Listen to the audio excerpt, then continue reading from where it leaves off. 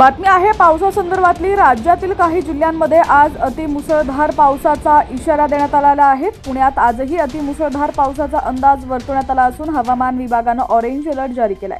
घाट परिसरात अतिमुसळधार पावसाची देखील शक्यता आहे। पुण्याशिवाय रायगड आणि रत्नागिरी या जिल्ह्यांमध्येही ऑरेंज अलर्ट देण्यात आलेला असून पुढील काही तास अतिमुसळधार पावसाचा अंदाज वर्तवण्यात आलेला आहे। कोणकोणत्या जिल्ह्यांमध्ये आज मुसळधार पावसाचा अंदाज वर्तवण्यात आलाय पाहूयात। त्याआधी तुम्ही HPN मराठी न्यूज चॅनल पहिल्यांदाच पाहत असाल आणि अजूनही चॅनलला सबस्क्राइब केलं नसेल तर नक्की सबस्क्राइब करा आणि बेल आयकॉनवर क्लिक करून नोटिफिकेशन्स मिळवा, जेणेकरून आमचे अपडेट्स लवकरात लवकर तुमच्यापर्यंत पोहोचतील। पालघर, ठाणे, मुंबई, सिंधुदुर्ग, सातारा या जिल्ह्यांमध्ये आज मुसळधार पावसाचा अंदाज वर्तवण्यात आलाय। हवामान विभागाने या जिल्ह्यांमध्ये येलो अलर्ट जारी केलाय।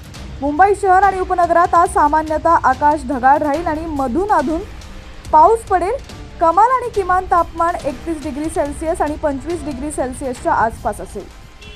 तर कोकणातील जिल्ह्यांमध्ये तुरळक ठिकाणी मुसळधार पाऊस पडण्याची शक्यता आहे। मध्य महाराष्ट्रातील जिल्ह्यांमध्ये घाट भागातील तुरळक ठिकाणी मुसळधार पाऊस पडण्याची शक्यता आहे।